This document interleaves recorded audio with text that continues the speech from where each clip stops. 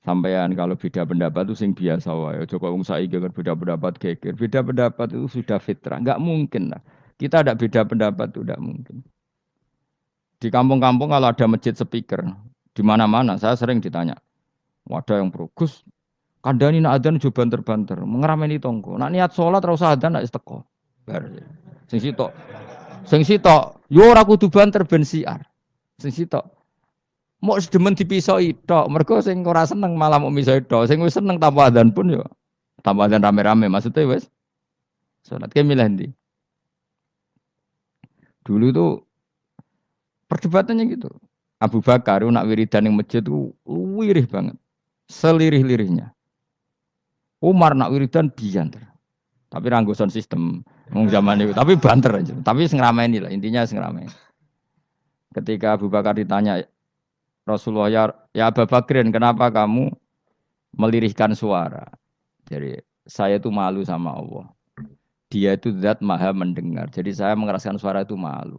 Kayak pangeran butuh suara keras saya. Umar ditanya, kenapa kamu terlalu keras?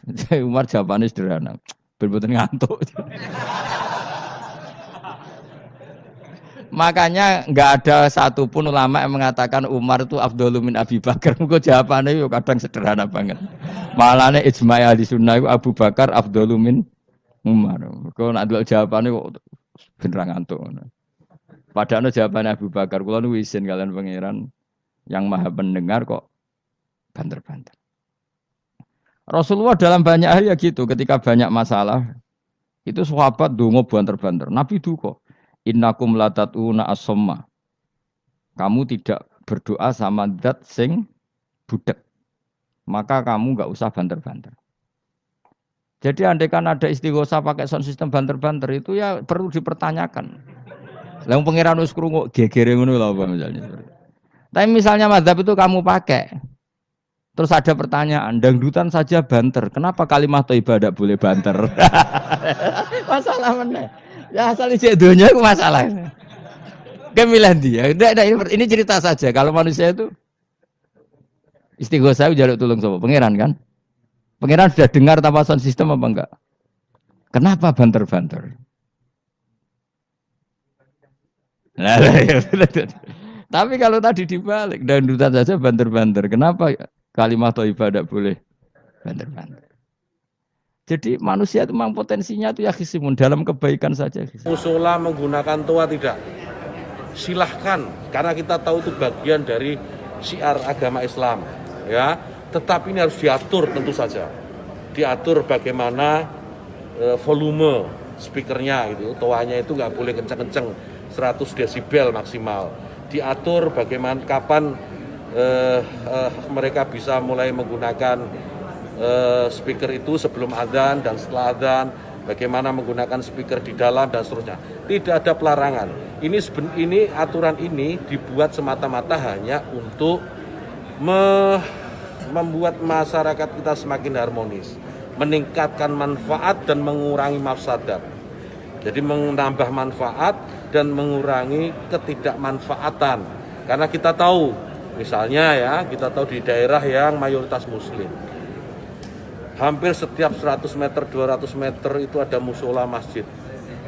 Ya, bayangkan kalau kemudian dalam waktu yang bersamaan mereka semua menyalakan toanya di atas, kayak apa? Itu bukan lagi syiar, tapi menjadi gangguan buat sekitarnya. Kita bayangkan lagi, kita ini muslim, saya ini muslim saya hidup di lingkungan non muslim. Ya, kemudian rumah ibadah saudara-saudara kita non muslim itu bunyikan toa sehari 5 kali. Dengan kenceng-kenceng secara bersamaan, itu rasanya bagaimana? Yang paling sederhana lagi, tetangga kita ini, kalau kita hidup dalam satu komplek itu misalnya, kiri, kanan, depan, belakang, pelihara anjing semua. Misalnya, menggonggong dalam waktu yang bersamaan, kita ini terganggu enggak? Artinya apa? Bahwa suara-suara, ya suara-suara ini, apapun suara itu ya, ini harus kita atur, supaya tidak menjadi gangguan. Ya, speaker di musola masjid monggo dipakai, silahkan dipakai, tetapi tolong diatur agar tidak ada yang merasa terganggu, agar niat menggunakan toa, menggunakan speaker sebagai sarana, sebagai wasilah untuk syiar melakukan syiar tetap bisa dilaksanakan tanpa harus mengganggu mereka yang mungkin tidak sama dengan keyakinan kita. Berbeda keyakinan kita harus tetap hargai. Itu aja intinya. Jadi saya kira dukungan juga banyak atas ini karena di alam bawah sadar kita kan pasti mengakui itu. Kawan-kawan wartawan ini juga pasti merasakan itu, bagaimana kalau suara itu tidak diatur pasti mengganggu.